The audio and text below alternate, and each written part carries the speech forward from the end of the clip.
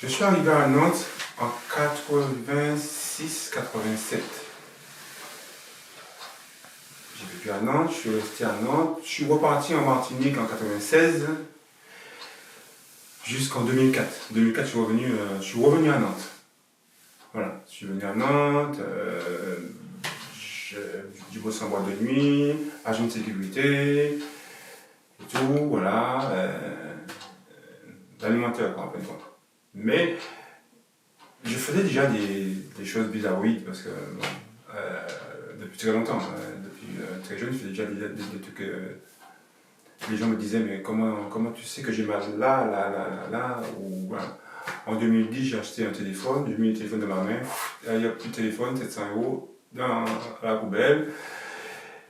J'étais acheté un deuxième téléphone, il n'y avait plus rien. Téléphone, justement, c'était en mars 2010, j'ai acheté un deuxième téléphone, et j'ai quand même les deux téléphones. Je me suis dit, bon, il y a un problème avec les téléphones.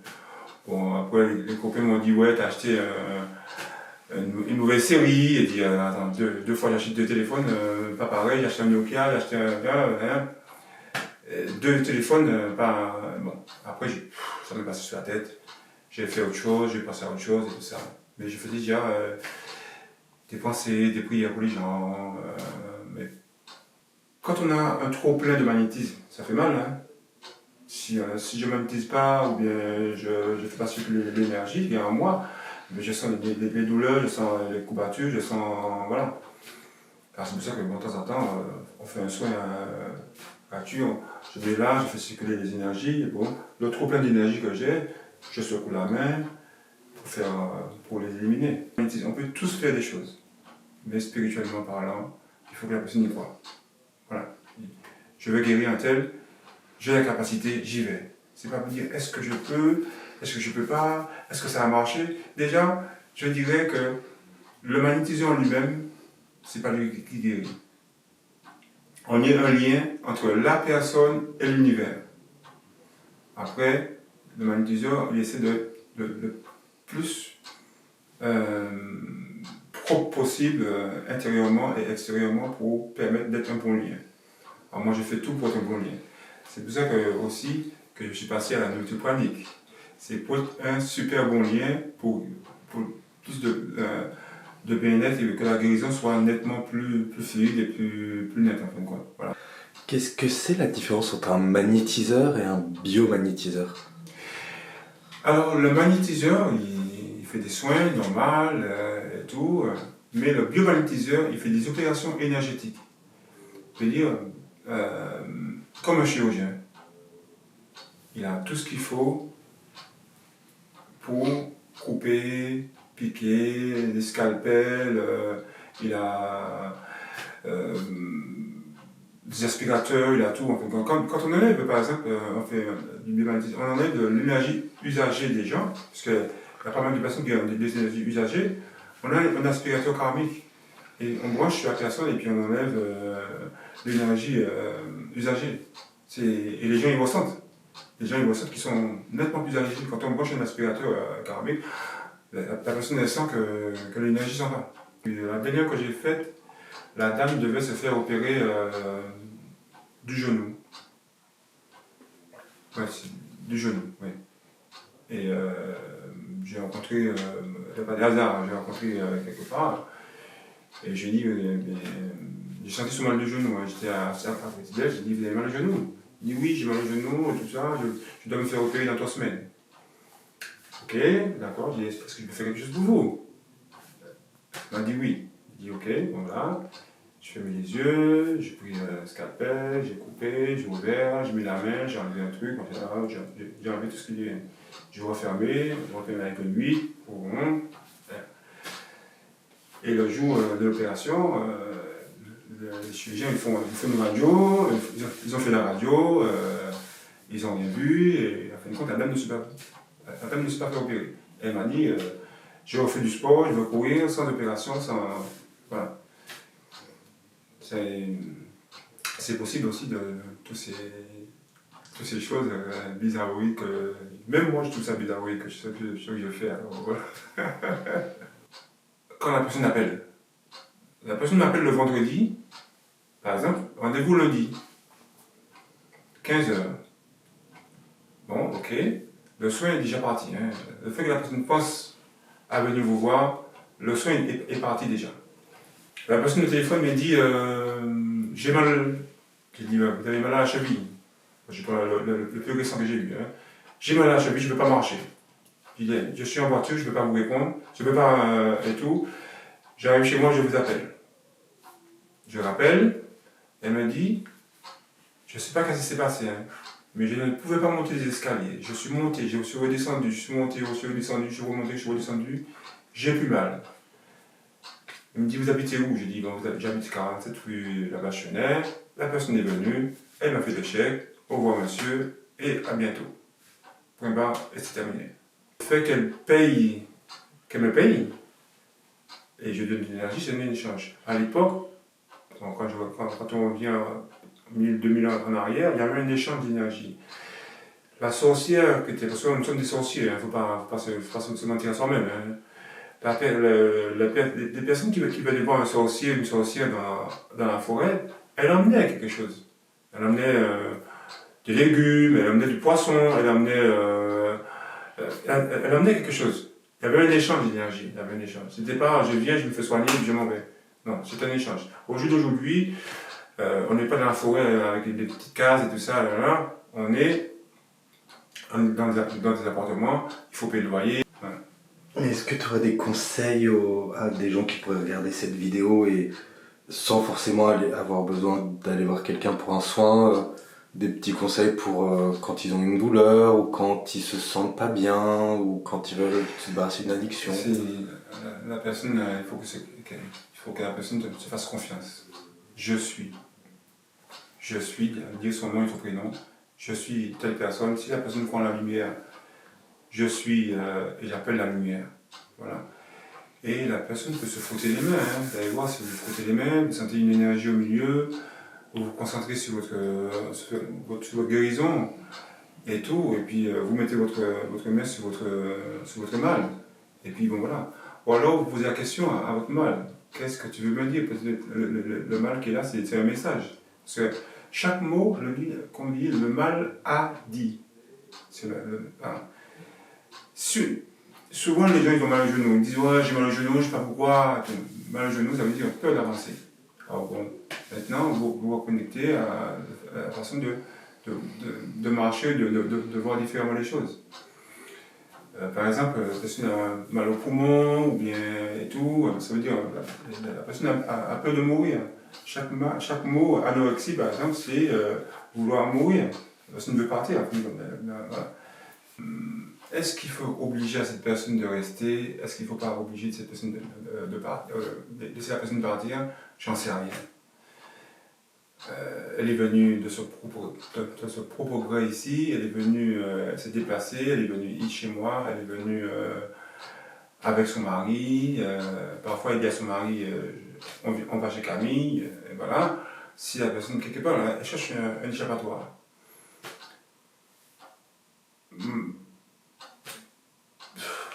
Oui. Voilà. Moi je pense que bon, l'aider à manger, parce que quand elle vient ici, j'achète 1 kilo de pistaches, elle doit manger pratiquement le kilo. Bon, 1 kilo avec des épluchures, avec des épluchures, ça fait pas beaucoup, hein, ça pèse des épluchures. Elle mange. Mais après, je fais des codes, je fais des soins pour qu'elle puisse manger. Voilà, je fais des choses pour qu'elle puisse manger, en fin de compte. Est-ce que j'ai la permission? Je n'ai pas la permission. Moi, je fais des soins pour quelqu'un. Si la personne n'accepte pas le soin ira à quelqu'un d'autre qui en a besoin, en fin de compte. Voilà. Que ce que je fais soit permis, sinon simplement annulé. Avant le soin, on demande déjà aussi à la personne, est-ce que tu te permets de guérir? La personne répond oui ou non. Après, je demande que ce que je fais soit permis, sinon simplement annulé. On peut aider cette personne. Parce que la personne trouve que dans cette vie-là, elle n'est pas bien, elle veut partir comme je crois à la réincarnation, Elle veut partir pour revenir, mais bon voilà, tant qu'elle est là, il faut qu'elle fasse son expérience. Bon, moi, je pense que je l'aide à manger, je l'aide pour qu'elle puisse comprendre aussi qu'est-ce qu'elle veut lui faire. Voilà. Après, bon, peut-être que son expérience a été faite il y a 2-3 ans, peut-être que son expérience a été faite, puis elle veut partir. Mais partir avec autant de questions dans sa tête, autant de trucs, bon, entre parenthèses, hein, de souffrance.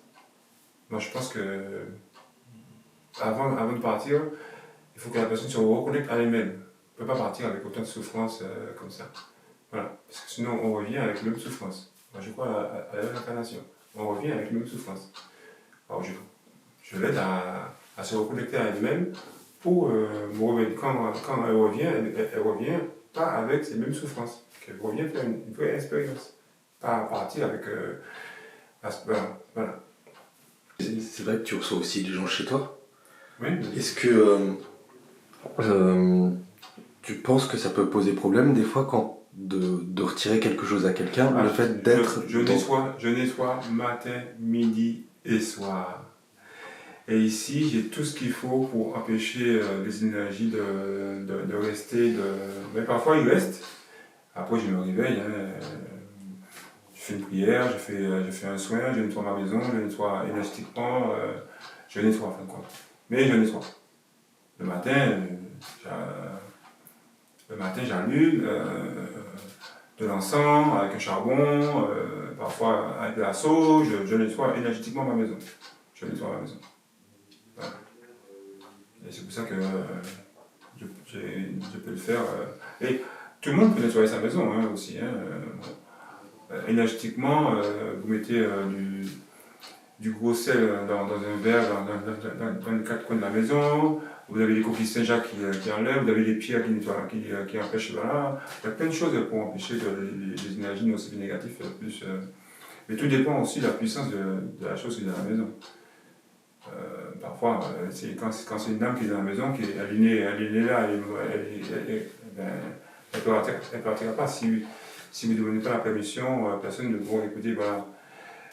Tu peux dormir, est-ce que tu peux rester dans un coin de la maison sans faire du bruit, parce qu'en fin de compte, ils ne sont pas sur le même palier que nous, en fin de compte. Voilà. On peut demander, est-ce que tu peux rester là-bas, mais tranquillement, ne pas venir secouer les casseroles et faire tomber les verres, faire tomber...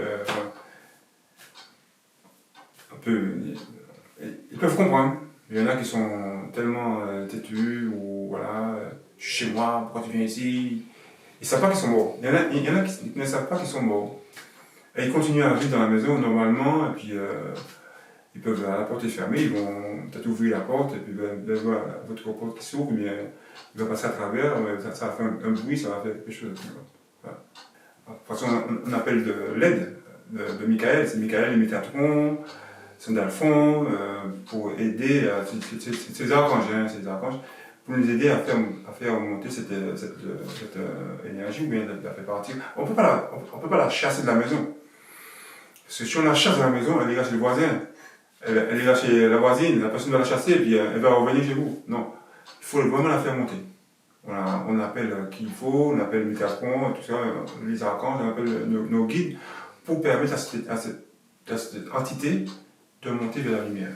Et parfois, c'est pas facile, c'est pas en un soin, ou voilà, et tout, c'est pas en mettant de l'encens, ou bien du sel autour de la maison que la personne... Il faut vraiment discuter avec. Et il y a des médiums qui sont là pour ça aussi, qui vont venir communiquer avec cette entité, pour expliquer à l'entité qu'il n'est pas chez lui, que la personne qui l'a appelé n'est plus là, et il faut repartir là d'où il vient. Voilà. C'est tout. C'est pas. Voilà. Les entités, éventuellement aussi des énergies, par exemple, s'il y a je sais pas, une pièce avec il y a eu une énorme dispute, même s'il n'y a pas spécialement d'entité qui reste, est-ce que l'énergie de l'émotion... L'énergie est nocive. Moi, je fais le Ho'oponopono. Ho'oponopono, c'est une prière hawaïenne. La prière hawaïenne, apparemment, les Hawaïens avant une réunion, ils font le Ho'oponopono, et après la réunion, ils font le Ho'oponopono. Rien de nocif ne reste. Le Ho'oponopono, c'est une prière hawaïenne qui dit désolé, pardon, merci, je t'aime. Et ça c'est très puissant. Quand je dis très puissant, c'est comme moi je suis catholique, et quand je fais Notre Père, je sens une puissance qui vient en moi, qui est là, en fin de compte. Surtout quand je mets ma main ici, je fais Notre Père, je sens l'énergie qui monte, en fin de compte. C'est comme le Notre Père, Ho'oponopono, désolé, pardon, merci, je t'aime. Mais c'est pas désolé, pardon, merci, je t'aime, non. Il faut vraiment être en conscience pour dire, bon voilà, je pardonne, désolé, pardon, merci, je t'aime. Une fois, il y a une dame qui vient me voir pour me dire que ma mère ne vient pas chez moi, ça fait 5 ou 6 ans, elle ne veut pas venir chez moi. Et tout, et tout. Bon, j'ai dit, est-ce que tu es en paix avec ta mère? Il y a 2-3 discussions. Elle dit, mais t'as qu'à faire l'Ho'oponopono avec ta mère. Elle a fait l'Ho'oponopono avec ta mère, avec sa mère, ça s'est passé le jeudi. Le dimanche, elle m'appelle pour me dire, tu devines qui c'est qui est chez moi? J'ai dit, il y a ta mère qui est chez toi. Tu as fait la paix avec elle, tu as envoyé de l'amour. Et le fait d'envoyer de l'amour aussi, dans la pièce, dans sa maison, dans sa voiture, ça coupe tout ce qui est nocif et négatif. L'amour coupe tout. Tout ce qui est nocif et négatif. J'envoie de l'amour au voisin, si le voisin vous emmerde et tout ça, c'est pas la peine de dire oui, espèce de. Non. J'envoie de l'amour au voisin, désolé, pardon, merci, je t'aime, désolé, pardon. Et on envoie de l'amour. Là, ça agit. Le gars, il va. S'il n'est pas bien dans sa tête, quelque part, vous le permettez de guérir, de chasser tout ce qui est nocif sur lui, puisque vous lui envoyez de l'amour. Il faut envoyer de l'amour. On envoie l'amour au patron, au boulot. Je dois dire le coronavirus. J'envoie de l'amour au coronavirus, j'envoie de l'amour à la grippe, je m'envoie de l'amour, j'envoie de l'amour à mes enfants, j'envoie de l'amour à gauche, à droite et tout ça, j'envoie de l'amour à mes ex, j'envoie de l'amour à. Voilà. On envoie de l'amour. Même si la personne, c'est pas grave. D'avoir peur, ça attire des entités, ça ouvre des portes et tout. Ça vous attaque directement. Par exemple, j'ai peur du voisin, il va me faire ci, il va me faire ça. Mais ça vous créez une psychose, voilà, dans votre tête. Non, la personne a fait quelque chose, as-tu fait? Mais c'est bien. Bon, moi, tout ce que tu as fait, bon, allez, retrouve un envoyeur, et puis il s'en occupe de ses affaires. Mais moi, je n'ai pas peur. Donc, il peut faire, hein, parce qu'il va m'atteindre. Je sais que la dernière fois, j'ai un souci, mais j'ai vu venir le souci. Mais comme je suis têtu, j'ai été fait l'expérience quand même. Voilà. Et ça s'est mal passé. C'est très mal passé pour moi. J'ai failli me casser la cheville. Mais j'ai vu le problème venir, mais voilà. Après, c'est une attaque extérieure. Bon, après, voilà. J'étais à Cahors, je ne sais pas ce que j'ai récupéré, et je conduisais. J'étais obligé de m'arrêter sur la route, et puis j'ai douillé pendant une bonne demi-heure pour enlever tout ce que j'avais qui était sur moi. Et quand je dis que j'ai douillé, ça fait mal. Ça fait très très très mal. Après, il y en a qui disent que je peux me protéger, que je peux mettre une barrière, que je peux mettre une coquille. J'ai tout fait. Mais j'y arrive pas. Alors maintenant, pourquoi user mon énergie, mon temps d'aller mettre une coquille, d'aller mettre des protections à gauche, à droite et tout ça. Voilà. C'est vrai que quand je fais un soin, moi quand je fais un soin, j'ai une pierre sur moi, la boîte et une cristal de roche. Mais bon voilà, parfois je fais des soins, j'ai pas de protection sur moi. Bon, après la protection, elle vient de là-haut, hein. On donne une protection. Si elle est là, si elle n'est pas là, bon, tant pis, hein. On fait avec. Hein. Et la seule personne qui peut vous bloquer, c'est vous-même. Parce que vous avez peur, vous avez des doutes.